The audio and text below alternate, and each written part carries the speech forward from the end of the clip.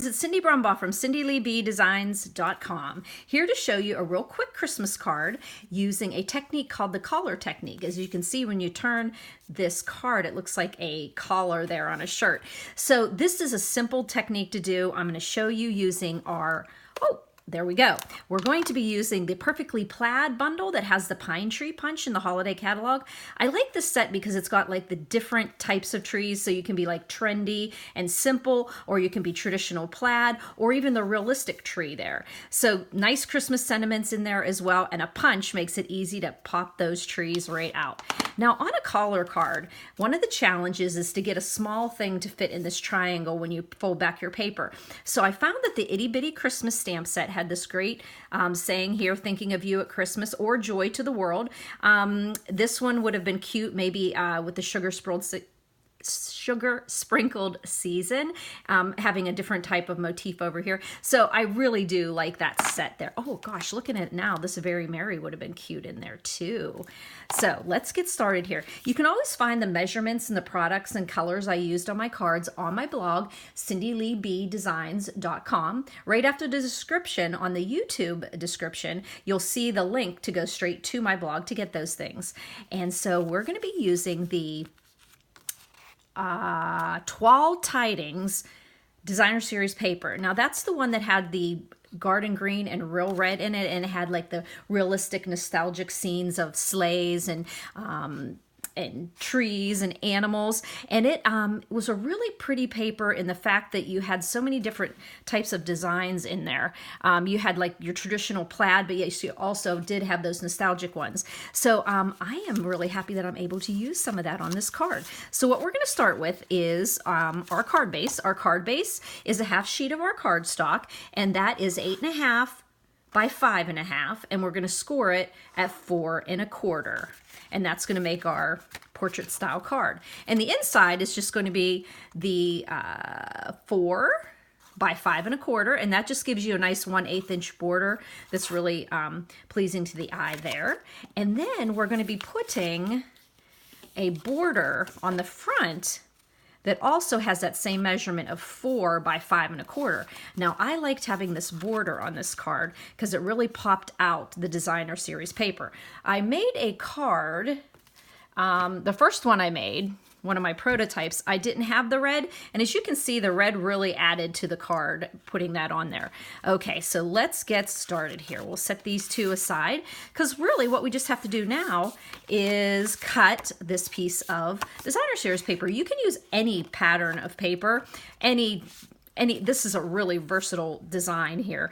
And so this piece of Designer Series paper, I cut it down so I'd have a 1/8 inch border all around the Designer Series paper, so that the red border would show. So that would mean it's going to be 3 3/4 by 5. Then we're going to take our paper trimmer, and I'm using my new paper trimmer here. Really love it.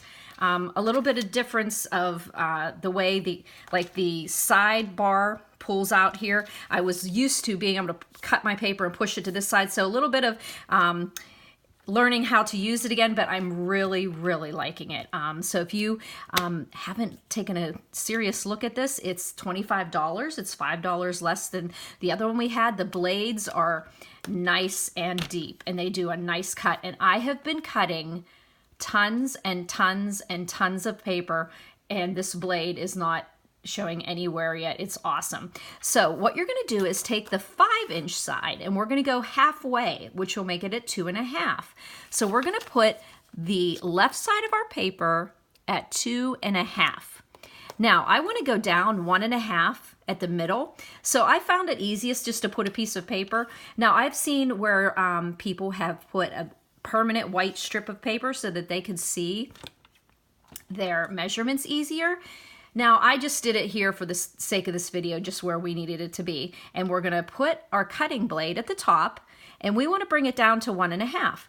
Now this blade is different from the other one. It had a little arrow that pointed.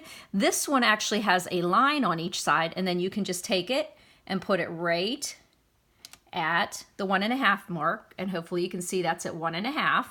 and then I'll lay, and you can notice my finger is holding this up, because if you're playing around with this and it's down, you're cutting the paper. So just keep your finger underneath your clear guide, and then, which is the same as the old trimmer, and then just put that line there and line it up with 1.5, and then let it fall down, and it clicks into place up here, and then you're going to go up towards the top of your paper. So there we go. We have a 1.5 inch slit cut in 2.5 inches right in the middle of our paper. Now, you could seriously just fold this back. You can fold both of these triangles back, but I always find I'm not super good at that. So I go ahead and use a ruler, and I just I put one part of my ruler at the cut line and one at the corner, and then I just make myself a score line there. Okay, and then I turn it around here, and this just really helps me right there at the corner, right here. So pop it up there, pop it to the corner, and that little score line that I make with my bone folder just makes it so much easier to fold, because I have spent more time folding this back and it just looking terrible. So I suggest make yourself a little, and it goes right to a perfect point, and then you pop this one over here and you've got a perfect point, and you've got your collar made there. And you can also do this, you know, this bigger if you wanted to make it 4 inches by 5.25, or even whatever size you want to do, and then you can see how big of a slit you need to put onto the side. So on this card, what I did is I took a piece of Very Vanilla that was the same size as my designer series paper, so that I could mount it on here and stamp in here. And I will go ahead and mount that first, because I want to know exactly where my stamping area is. So just put some of your adhesive there, then just line it up on that piece of Very Vanilla, or whatever color you decide to put under there, and then you'll put it into each of the corners, and you'll see that it lines up into those corners. Now it seems that I'm off a little bit here. I can feel like a bump. There we go. So we've got it into the corner, and then I'm going to go ahead and pop down. Now you can just put these down with your regular adhesive, but I like putting a dimensional on these flaps because it gives a little more dimension to the card, because when you fold it down flat, which it works just fine, but this way it really does look like a collar sticking up there. So just think if you did this and you put Happy Father's Day or Happy Birthday to a Great Guy. So you can see the collar now, but we're pulling it this way. So now we're going to stamp in here using the Itty Bitty Christmas, and I use the Thinking of You at Christmas, and I'm just going to get out my Real Red. I'm going to ink it up. And now you see why I want to have this already adhered, though I really want this to be adhered a little bit more up here. So let me just put some adhesive there. That's not where I want it. Get my adhesive remover there. And just pull a little bit here, get that down. All right, here we go. And then line this up here, get it straight. I use my grid paper for that. And then I can line up my sentiment. Thinking of You at Christmas. Yay! Turned out awesome. Okay, now all we have to do is pop that onto the red. So we're just going to turn that over, put some adhesive on the back of that Very Vanilla that we had there to stabilize, and we're going to put it onto the red and just put a nice 1/8 inch border the whole way around the card. And you're going to, now you know me, I have this on the front of the card. Now this 2¼ inch circle that's a border around a 2-inch circle that's under our tree, you know, you probably could have got away with punching it out of the red, but it would have been a pretty close, a really close cut there. So it's almost better to just go ahead and get your scrap of red out and do a 2 1/4 inch circle punched out of it. So there. And of course, using the punch made it go even quicker. I didn't even have to go over to my die cutting machine. But if you don't have the punches, you just find your layering circles can work fine for that. So there we go. And now we want to, usually on a collar card, you'll see a focal point on this side. And what I did is I made the focal point this tree. Now I'm going to show you a little thing here. Sorry guys, I have everything. Okay, you'll notice in this tree set, okay, I'm really discombobulated here. Now everything's moving around. You'll see that this tree has these leaves that go inside it. And I will tell you that when I went to stamp it, you can see I did a couple different tries of it. Those would have done. This one was a little bit off, but I did get this perfect one, I think. So what you're gonna do is go ahead and you'll see that when you stamp these, you can either stamp the first one and then add the leaves in, or you can do the leaves and add this on, whichever. But it will take a little bit of practice and a couple pieces of scrap paper. And I did get a nice one, and then I just put it into my punch. And this punch is pretty forgiving with these trees. Let me see here, get it situated here. Wait, do I have it there? Okay. There we go. And then I'll punch the tree out.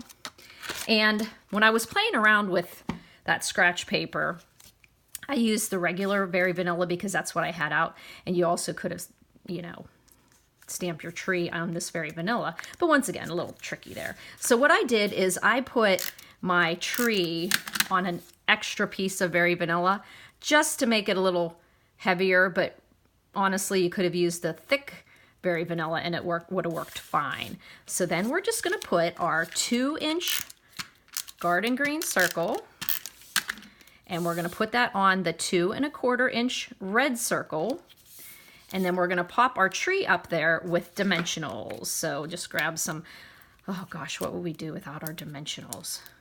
These are the handiest stuff. I think the handiest item in my stamp room. So here we go. We're going to pop that right on our circle, get it centered on there, and it's going to end up going on here. And we might as well just put a few dimensionals. I find it easiest to put my dimensionals right on here because I know how big it's going to be, and then I know it's going to work out fine here.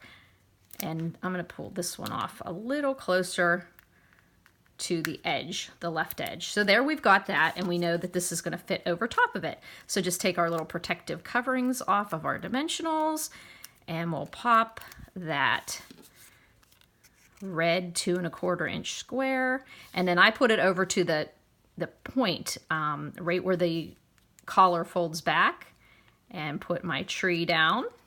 And then I thought it would be fantastic to add that red in with some red rhinestones. So I had some cut here from a class, so I'll just grab my piercer, and I put, yeah, I did think about this a little while before I got my placement of my rhinestones. So if you're using this tree, I think that these rhinestones are pretty, the work's already been done for you. You can just copy my placement. I mean, if you like that placement, that is. And right there. And then I did one there. Did you ever find yourself getting so... I love my friends that are stampers who just go for it. They just do their thing. They don't worry about it. And me, sometimes I just worry too much about every little detail of it, but I really don't know that that's the best way to make a card sometimes. So there we go. We've got the front done. And then on the inside, all I simply did is I used the Merry Christmas that's in the Perfectly Plaid stamp set, and I just stamped another tree. And yes, it did take me a couple times to get that tree, but you can notice how pretty that the leaves inserted inside the outline of the leaves really works well. So this is a really simple card. It's called a collar technique, and you can just use a piece of designer paper right around. You can go any measurement really, but on this one I did 3 3/4 by 5. And then I went on the 5-inch side and I just cut down 1.5 inches. And then I folded back the sides, put a dimensional underneath it, and then popped my Christmas tree up. So super quick card you can do. If you have any questions, you can always go to my blog, cindyleebedesigns.com. I'll have all the information for this. If you like my video, give me a thumbs up. I appreciate that. And you'll also find all the measurements and the products on the YouTube description as well. Well, thanks for buzzing by, friends.